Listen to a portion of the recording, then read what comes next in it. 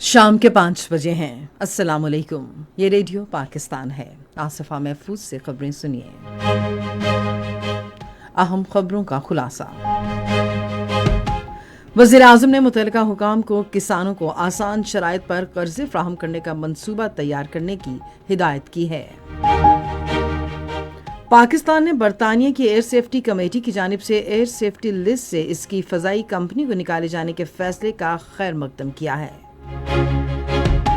بھارت کے غیر قانونی زیر قبضہ جموں کشمیر کے مظلوم عوام کو بھارتی قانون کے تحت سنگین سیاسی اور قانونی ناانصافیوں کا مسلسل سامنا ہے۔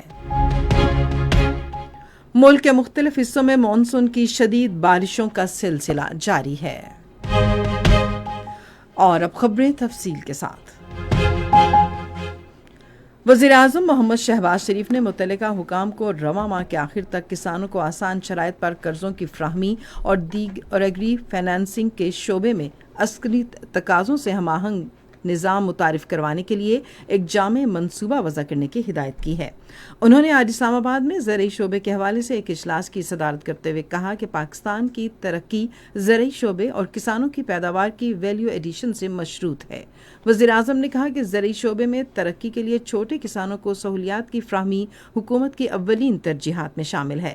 شہباز شریف نے کہا کہ حکومت کسانوں کو جدید زرعی آلات، معیاری بیج کی فراہمی، مصنوعی ذہانت، پانی کے بہتر استعمال، آن فارم اسمال انڈسٹری اور دیگر سہولیات کے لیے اصلاحات کے عمل کو تیز کر رہی ہے۔ برآمدات بڑھانے کے لیے زرعی اجناس کی پروسیسنگ کے لیے کسانوں کو درکار ضروری سہولیات اور تربیت کے لیے اقدامات کو بھی اصلاحات میں شامل کیا جائے گا۔ وزیر اعظم شہباز شریف نے اسلام آباد اور راولپنڈی کے شہریوں کو صاف پانی کی فراہمی، موجودہ آبی ذخائر کو سیوریج کے پانی سے آلودہ ہونے سے بچانے اور اسلام آباد کو مختلف ڈیم سے پانی کی مربوط فراہمی یقینی بنانے کے لیے ٹاسک فورس تشکیل دے دی ہے۔ وہ آج اسلام آباد میں وفاقی دارالحکومت میں پانی کی قلت سے نمٹنے کے اجلاس کی صدارت کر رہے تھے۔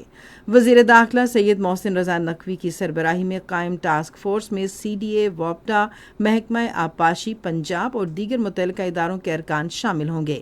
وزیر اعظم نے وفاقی ترقیاتی ادارے کو ہدایت کی کہ وہ بارش کے پانی سے زیر زمین پانی کی سطح بلند کرنے کے لیے جامع لائحہ عمل پیش کرے۔ نائب وزیر اعظم اسحاق ڈار ایک روزہ دورے پر افغانستان پہنچ گئے ہیں۔ دورے کے دوران وہ ازبکستان، افغانستان اور پاکستان ریلوے منصوبے کے قابل عمل ہونے کے مشترکہ جائزے پر سہ ملکی فریم ورک معاہدے پر دستخط کریں گے۔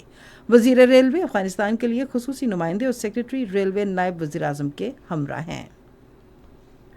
پاکستان نے برطانیہ کی ایئر سیفٹی کمیٹی کی جانب سے اس کی فضائی کمپنی کو ایئر سیفٹی لسٹ سے نکالے جانے کے فیصلے کا خیر مقدم کیا ہے، جس کے تحت 5 سال کے وقفے کے بعد برطانیہ کے لیے پروازیں دوبارہ شروع کرنے کی اجازت دی گئی ہے۔ ایک بیان میں دفتر خارجہ کے ترجمان شفقت علی خان نے کہا کہ یہ تاریخی فیصلہ گزشتہ برسوں میں پاکستان کی مسلسل سفارتی اور تکنیکی کوششوں کی توثیق ہے۔ انہوں نے کہا کہ ہم نے اعلیٰ ترین بین الاقوامی حفاظتی معیارات پر پورا اترنے اور اسے برقرار رکھنے کے لیے اپنے پختہ عزم کا مظاہرہ کیا ہے۔ ترجمان نے کہا کہ پابندیوں کا خاتمہ پاکستان اور برطانیہ کے درمیان روابط کی اہم بحالی کی علامت ہے، جس سے برطانیہ میں مقیم لاکھوں پاکستانیوں کو سہولت میسر آئے گی اور اقتصادی، ثقافتی اور عوام کے درمیان روابط مستحکم ہوں گے۔ ترجمان نے ہوابازی کے تحفظ اور جانچ پڑتال کے عمل کے ذریعے تعمیری تعاون کے لیے پاکستان کے عزم کو سراہنے پر برطانیہ کا شکریہ ادا کیا۔ ایشیائی ترقیاتی بینک نے پاکستان ڈیجیٹل ایکو سسٹم کے عنوان سے ایک رپورٹ جاری کی ہے، جس میں پاکستان کے ڈیجیٹل منظرنامے کی بہتری میں خصوصی سرمایہ کاری سہولت کونسل کے کلیدی کردار کو اجاگر کیا گیا ہے۔ رپورٹ میں کہا گیا ہے کہ ڈیجیٹل انفراسٹرکچر کی بہتری اور ڈیجیٹل انقلاب کا عمل تیز کرنے کے لیے بیرونی سرمایہ کاری کو فروغ دیا گیا۔ بھارت کے غیر قانونی طور پر زیر قبضہ جموں کشمیر کے مظلوم عوام کو بھارت کی استعماری حکومت میں مسلسل سیاسی اور قانونی ناانصافیوں کا سامنا ہے۔ کشمیر میڈیا سروس کے ریسرچ سیکشن کی طرف سے جاری کردہ ایک رپورٹ کے مطابق کشمیری عوام کو ظالمانہ قوانین کے تحت قتل عام، جعلی مقابلوں، حراست میں قتل اور منمانی گرفتاریوں کا نشانہ بنایا گیا ہے۔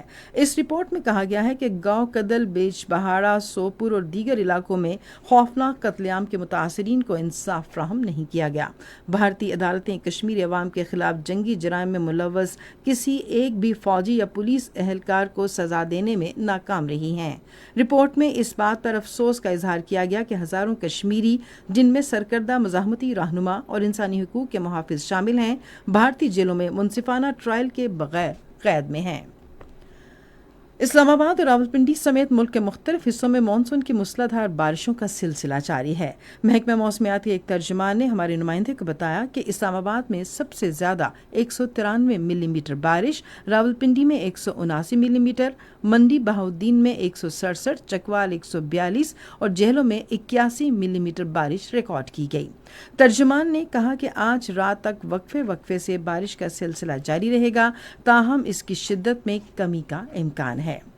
اسی کے ساتھ خبریں ختم ہوئیں۔ مزید خبروں اور تجزیوں کے لیے وزٹ کیجیے ہماری ویب سائٹ radio.gov.pk اور فیس بک کے link radio Pakistan news official پر براہ راست ویڈیو کی سٹریمنگ بھی ملاحظہ کیجیے۔